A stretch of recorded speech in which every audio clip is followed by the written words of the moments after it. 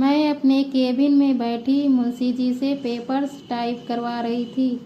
मन काम में नहीं लग रहा था। पिछले 1 घंटे से मैं कई बार घड़ी देख चुकी थी, जो लंच होने की सूचना शीघ्र ही देने वाली थी। दरअसल मुझे वंदना का इंतजार था। पूरी वकील बिरादरी में एक वही तो थी जिससे मैं हर बात कर सकती थी। इधर घड़ी ने 1 बजाया, उधर वंदना अपना काला कोट कंधे पर टांगे और अपने चेहरे को रुमाल से पोंछती हुई अंदर दाखिल हुई। मेरे चेहरे पर मुस्कान दौड़ गई। बहुत गर्मी है आज, कहती हुई वंदना कुर्सी खींचकर बैठ गई। मुंशी जी खाना खाने चले गए। मेरा चेहरा फिर गंभीर हो गया। वंदना एक अच्छी वकील होने के साथ ही मन की थाप पा लेने वाली कुशाग्र बुद्धि महिला भी हैं। आज फिर किसी केस में उलझ गई हैं श्रीमती सुनिंदिता सिन्हा। उसने प्रश्न सूचक दृष्टि मेरे चेहरे पर टिका दी।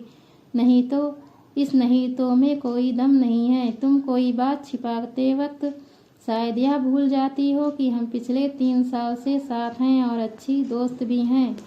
मैं उत्तर में केवल मुस्कुरा दी। चलो चलकर लंच करें, मुझे बहुत भूख लगी है, वंदना बोली। नहीं वंदना, यहीं बैठ जाओ, एक दिलचस्प केस पर काम कर रही हूँ मैं। किस केस पर काम चल रहा है भाई? वह उतावली होकर बोली। मैं उसे नम्रता के बारे में बताने लगी। आज नम्रता मेरे पास आई थी। वह सुंदर, मासूम, भोली भाली, बुद्धिमान युवती है। 4 साल पहले उसकी शादी मुकुल दवे के साथ हुई थी।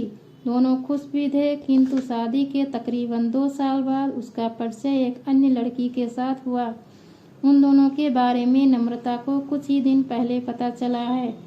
मुकुल, जो एक 3 साल के बेटे का पिता है, उसने गुपचुप ढंग से उस लड़की से 2 साल पहले विवाह कर रखा है। लड़की उसी के मोहल्ले में रहती थी। अजीब बात है, ऐसा तो हर रोज कहीं ना कहीं होता रहता है। तुम और मैं वर्षों से देख रहे हैं, इसमें अजीब बात क्या है? वंदना बोली। अजीब यह है कि लड़की उसी मोहल्ले में रहती थी जिसमें नम्रता, बल्कि नम्रता उस लड़की को जानती थी। हैरानी तो इस बात की है कि उन दोनों के पास रहते हुए भी वह यह कैसे नहीं जान पाई कि उसके पति के इस औरत के साथ संबंध हैं। वंदना मेरी इस बात पर ठहाका लगाकर हंस पड़ी। भाई मुकुल क्या नम्रता को यह बताकर जाता था कि वह फला लड़की से मिलने जा रहा है और वह उसे रंगे हाथों आकर पकड़ ले? वैसे नम्रता को उसके बारे में पता कैसे चला? उस बेचारी को खुद मुकुल ने बताया कि वह उसे तलाक देना चाहता है। नम्रता उसे तलाक देना नहीं चाहती। उसका उसके पति के सिवा इस दुनिया में कोई नहीं है। कोई प्रोफेशनल ट्रेनिंग भी नहीं है उसके पास कि वह आत्मनिर्भर हो सके। मैंने लंबी सांस छोड़ी। क्या वह दूसरी औरत छोड़ने के लिए तैयार होगा? तुम तो जानती हो ऐसे संबंधों को साबित करना कितना कठिन होता है। वंदना घड़ी देख उठती हुई बोली। मुश्किल तो है, लेकिन लड़ना तो होगा। साहस से लड़ेंगे तो जरूर जीतेंगे। मेरे चेहरे पर आत्मविश्वास था। अच्छा चलती हूँ, कहकर वंदना चली गई। मैं दिन भर कचहरी के कामों में उलझी रही। शाम 5 बजे के लगभग घर लौटी तो शांतनु लॉन में मेघा के साथ खेल रहे थे। मेरी गाड़ी घर में दाखिल होते ही मेघा मम्मी मम्मी कहकर मेरी तरफ दौड़ी। मैं मेघा को गोद में उठाने को लपकी। शांतनु हमें देख मंद मंद मुस्कुरा रहे थे। उन्होंने झट से एक खूबसूरत गुलाब तोड़कर मेरे बालों में लगा दिया। कब आए? मैंने पूछा। आधा घंटा हो गया जनाब, कहकर शांतनु मेरे लिए चाय कप में उड़ेलने लगे।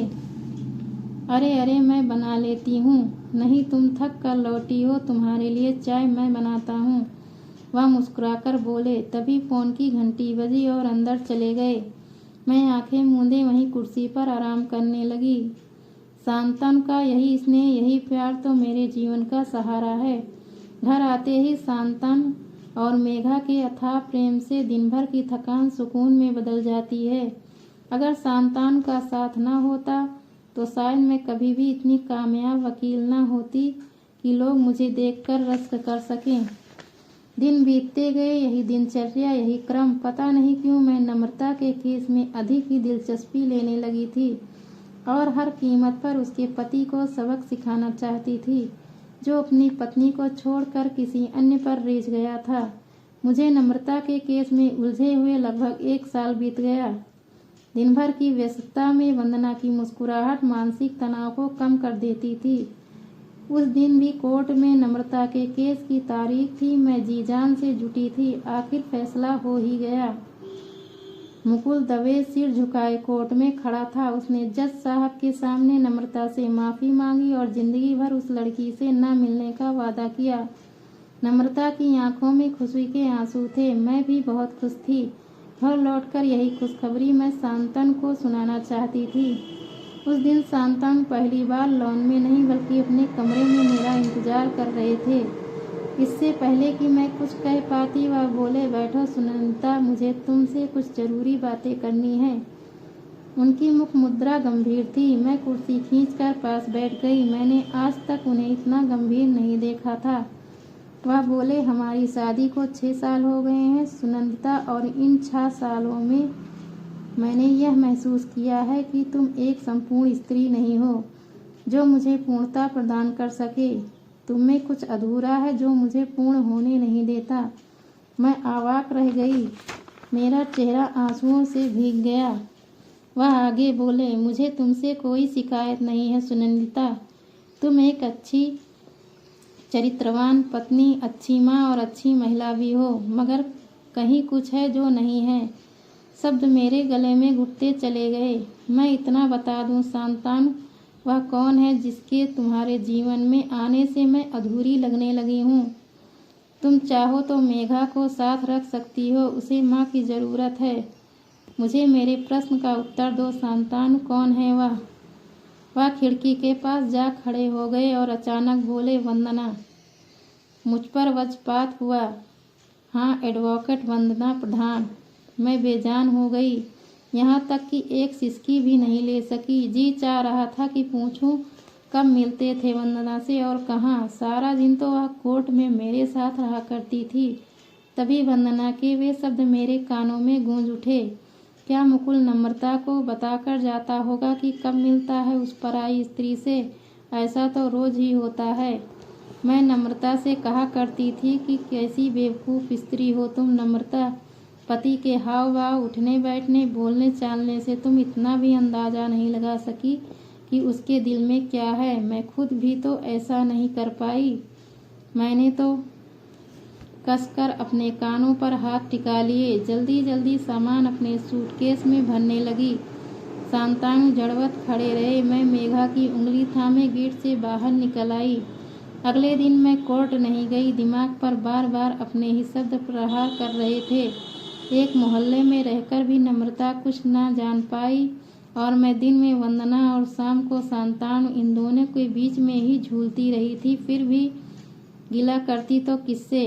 पराया ही कौन था और अपना ही कौन निकला? एक पल को मन चाहा कि मुकुल की तरह शांतनु भी हाथ जोड़कर माफ़ी मांग ले, लेकिन दूसरे ही पल शांतनु का चेहरा ख्यालों में उभल आया। मन वितृष्णा से भर उठा। मैं शायद उसे कभी माफ़ ना कर सकूं।